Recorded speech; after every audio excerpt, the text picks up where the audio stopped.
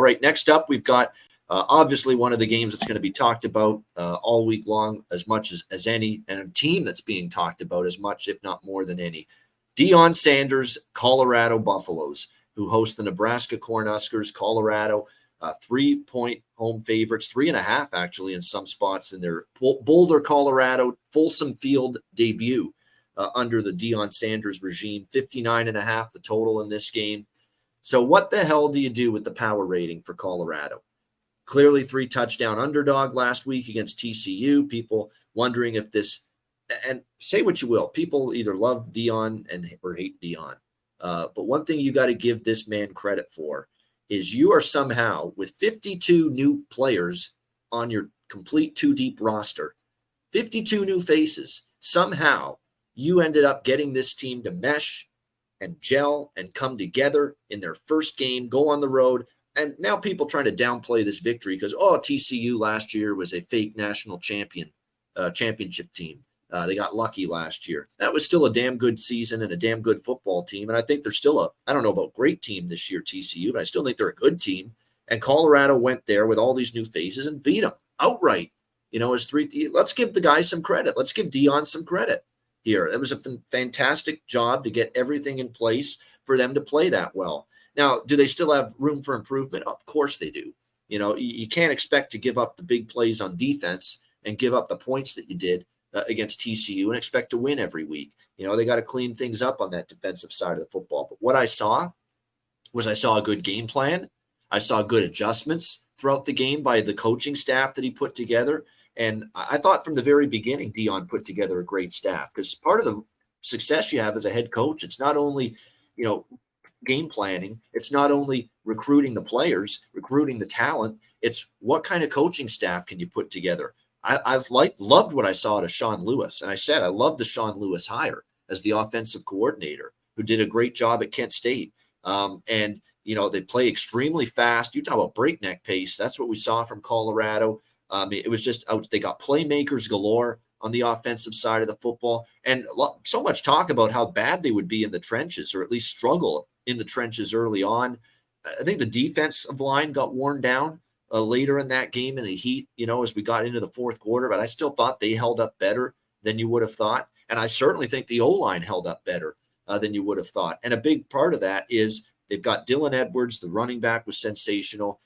Jimmy Horn, Xavier Weaver, the just unreal performance we saw from Travis Hunter, playing over 100 snaps in the heat of Fort Worth at wide receiver and cornerback on both sides of the football combined. Spectacular. As I said on Twitter, Travis Hunter on Saturday against TCU, he's like the Shohei Ohtani of college football, finding a way to, play multiple positions, both sides of the ball, if you will, in baseball, for Ohtani pitching and hitting. And for, Travis Hunter here, receiver and cornerback, defensive back, super impressive, especially all that time on the field, all those plays, over 100 snaps, incredible. And then, of course, the quarterback, the son of Deion Sanders, Shedeur Sanders. Shedeur Sanders was phenomenal. I mean, I saw him a little bit at Jackson State. I certainly saw the Celebration Bowl, and I saw some other games last year, just brief glimpses of him as a quarterback. But you always wonder, can it translate Power 5 wise? It translated. Man, was he ever sharp. Rolling out, making accurate throws, pinpoint accuracy, great decision-making, knowing when to run, knowing when, okay, I'm going to run, but I see a receiver open over the middle of the field. Bam, getting it to him with accuracy, with great touch. I mean, it was everything from Shedeur Sanders Saturday. He was terrific. I ain't stepping in front of Colorado, Conor. Let me put it that way. They impressed me that much. Obviously, people got the power rating and the point spread in week one completely wrong. But here's the concern now. I ain't fading Colorado this week. But is this the spot you want to be on them as well? That's the big question. You want to lay 3 in a hook now? Yeah, exactly. I mean, if you missed this.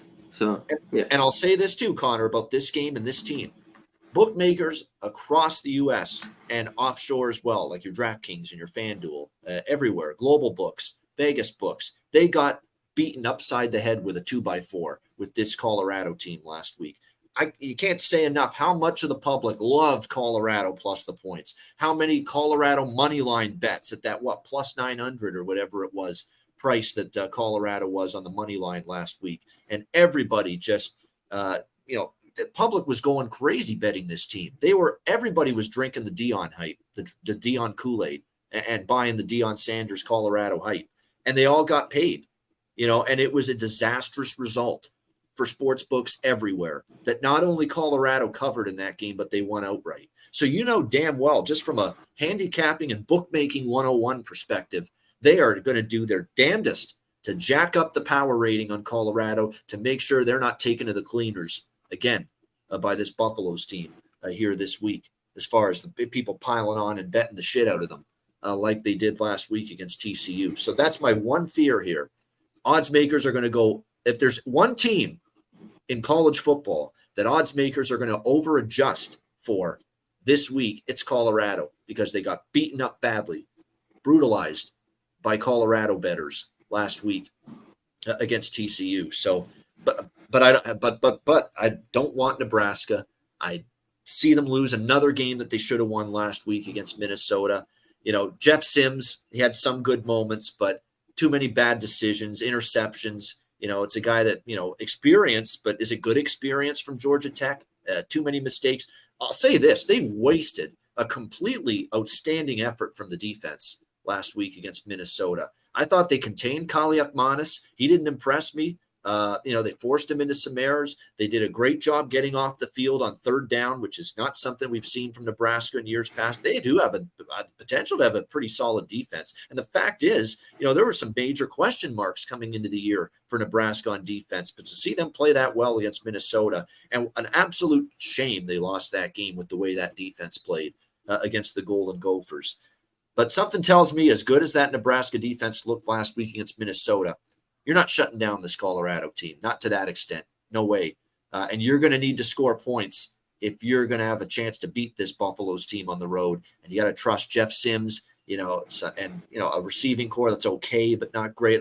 You talk about comparing playmakers and skill position talent, and you see speed difference with Colorado compared to a team like Nebraska. If you ask me, I do think Colorado's got a great chance to win and cover. But to me, this is not buying low on Colorado this week. After the kind of win they had, and after everybody and his brother pretty much bet Colorado last week in that game from a public bettor standpoint. So I'm off the game, but I think Colorado's that good, but I just don't want this. This is not the week I want to be on them. Not after what we saw last week. Everybody cashed their bets. Odds makers have gone above and beyond. This number was what? Colorado was what? More than a touchdown underdog before the TCU game?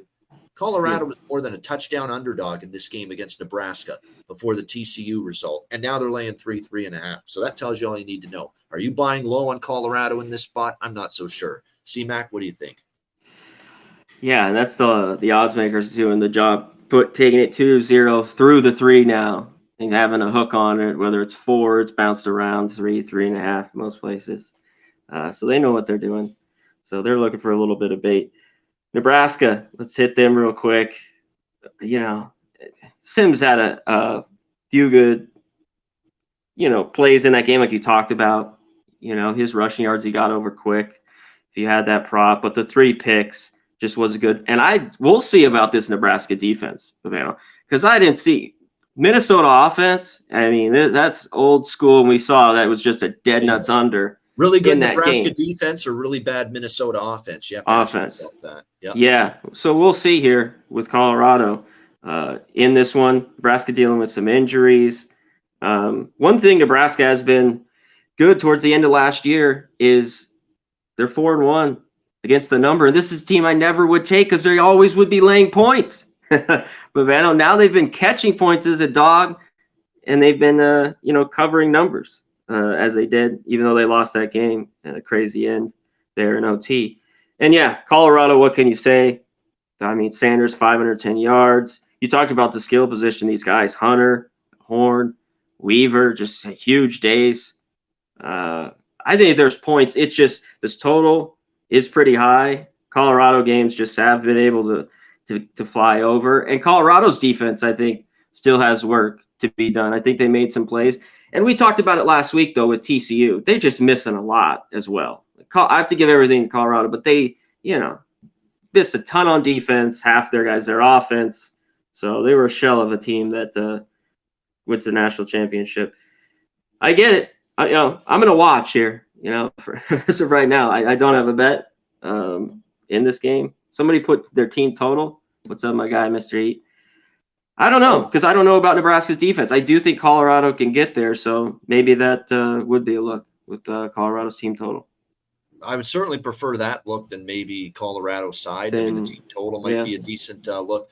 I was all over the Colorado TCU game over the total. That's the only bet I had on the game last week was with Colorado TCU was the over, because I knew both teams would play fast. I had questions about both defenses, and I thought both offenses could do enough. And that certainly saw that in a 45-42 thriller. But when you look at this game, Colorado's going to play fast. Colorado's not a team I want to bet unders. But Nebraska, conversely, is like the antithesis, right? Going to slow it down. That's what they're doing this year under Matt Rule. Take time off the play clock, run heavy offense. That's what we're going to see. So you're going to have one team playing fast, the other not so much. And that's something you want to keep in mind here in this game. And you see it last week. There was 19, 26, 35, 37 rush attempts, 19 pass attempts for the Nebraska offense last week. So, that tells you all you need to know right there. They're going to be run heavy, run first. Say this, though, about Colorado. I talked about how the defensive front, concerning me, coming into this season. TCU, and particularly Amani Bailey, was able to run for 164 rushing yards on 14 attempts. So that's clearly a work in progress for Colorado. Maybe Nebraska can run on Colorado a little bit here, because they're going to try to. And that is an area where I'm still concerned a little bit about Dion's Colorado team, that defensive front. They looked a little soft in the middle of that defensive line against TCU. We'll see if they can shore that up here